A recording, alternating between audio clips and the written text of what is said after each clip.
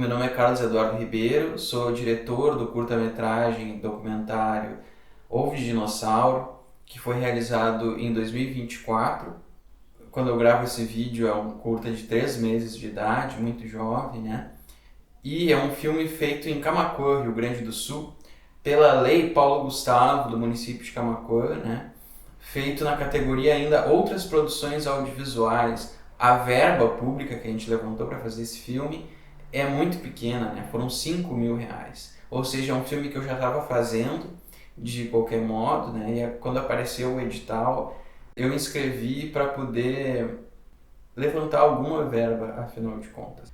Eu me formei em cinema e animação na Universidade Federal de Pelotas, fiz mestrado em sociologia também lá, depois fiz doutorado em comunicação na Universidade Federal do Rio Grande do Sul, com um período de doutorado sanduíche na UFMG, com o grupo Poéticas, a Experiência.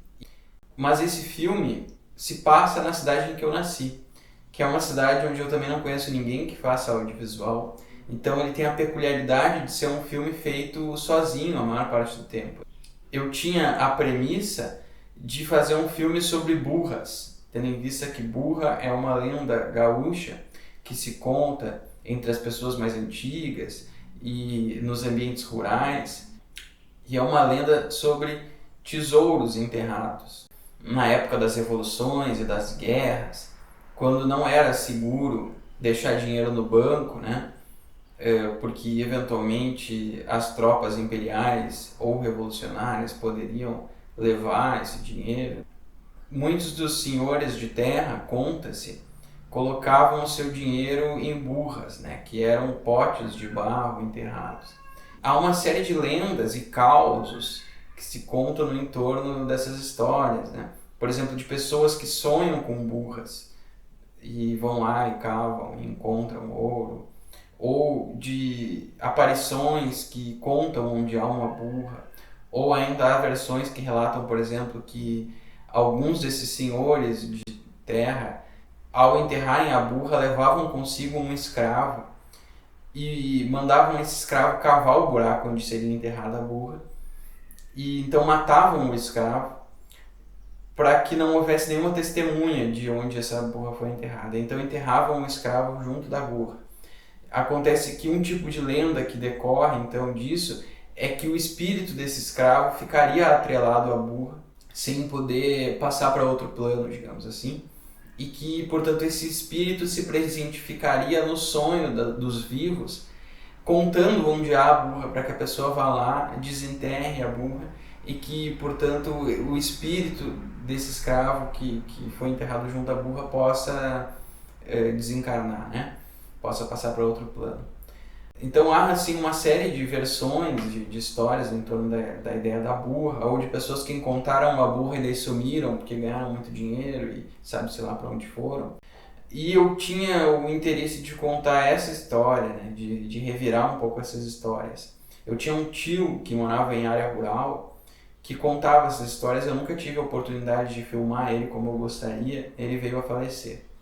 Então, em Camaquã, que é a cidade onde eu nasci, eu fui atrás de algumas pessoas que poderiam contar essa história, e uma delas foi o Maximiliano Bielaski, que é a pessoa sobre a qual o filme se detém, afinal de contas. Há no filme alguns resquícios dessa história de burra, quando ele conta do detector de metais, quando ele conta sobre o modo como a irradiação do ouro chega ao sonho das pessoas e faz com que as pessoas sonhem com o ouro enterrado. Mas ele me contou uma história ali sobre o ovo de dinossauro, afinal de contas, que é a história que nomeia o filme, e é uma história que tomou o centro do filme, né? Que virou o filme. Então, o filme acaba sendo sobre outra coisa que não a burra, né? Embora a burra ainda esteja presente dentro desse filme. É um filme feito sem roteiro, a priori, né? Como eu acho que caracteriza um pouco o campo do documentário. A gente vai descobrindo um pouco em campo, né? Durante a filmagem, o que o filme dá, o que o filme pode. E é um filme que eu levei tempo para fazer também. Entre a minha primeira visita ao Maximiliano e entre finalizar o filme, passaram-se quase uma década. E isso se deve a uma série de motivos. Em parte, quando eu comecei a filmar ele, eu tinha apenas uma câmera, eu não tinha nenhum gravador de som. Então, algumas cenas do filme são feitas com áudio da câmera. E várias são sozinho, quase todas são sozinho, né? Eu ia sozinho lá. E era uma época que eu não tinha tempo, porque eu recém tinha me graduado, trabalhava em 2 empregos, ainda fazia mestrado. Aí quando eu terminei o mestrado, na iminência de ficar sem renda, eu tive que entrar no doutorado imediatamente, né? E aí entrando no doutorado, competindo para conseguir uma bolsa que eu não conseguia imediatamente também, então eu tinha que ficar escrevendo artigo e depois fazendo concurso, enfim, uma série de atravessamentos na vida e eu não pude terminar o filme. Esse ano eu terminei, voltei a me dedicar a ele ano passado e fiquei feliz de poder dar visibilidade para o Maximiliano, para o trabalho do Maximiliano, né? Que é alguém que reúne uma série de artefatos da cultura local, camaquense, gaúcha de um modo amplo, mas camaquense em específico, e que sabe saberes que são populares e que correm o risco de se perderem nas gerações contemporâneas, nas gerações mais recentes. Então eu acho que se esse filme tem uma importância, ela é de algum modo antropológica, né? Da memória local, dos saberes e lendas locais, que são justamente uma história que não é a história oficial rio-grandense, né? Geralmente a história oficial que os livros de história vão contar é a história dos generais, dos homens de terra que tinham muitos cavalos e muitas terras e faziam guerra, etc, né? O Maximiliano não é esse tipo de personagem, ele é o que seria um homem comum, poderia ser um tio meu, de algum modo, sabe?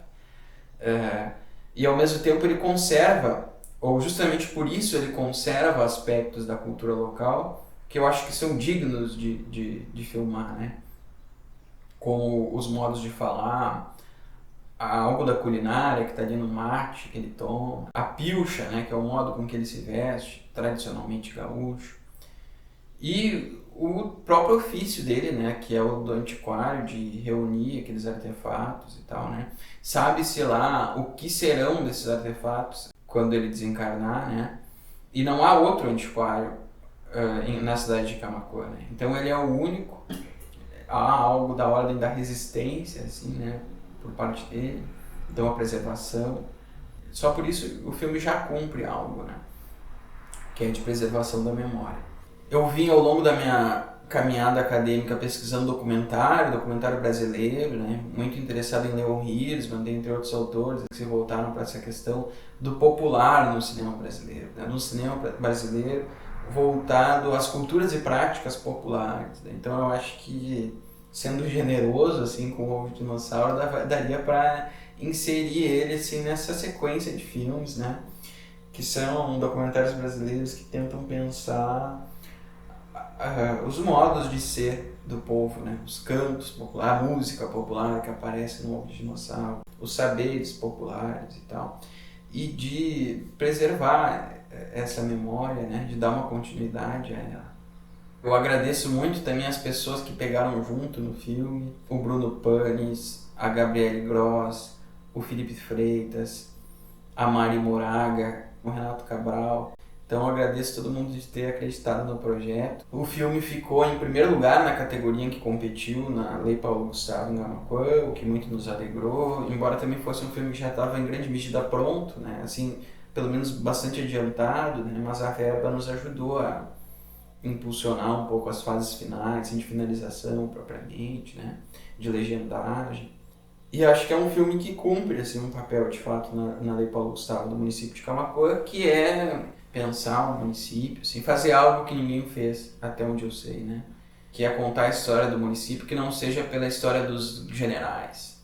Então é isso, eu penso, né? As principais coisas a dizer sobre esse filme, e agradeço a atenção e um grande abraço.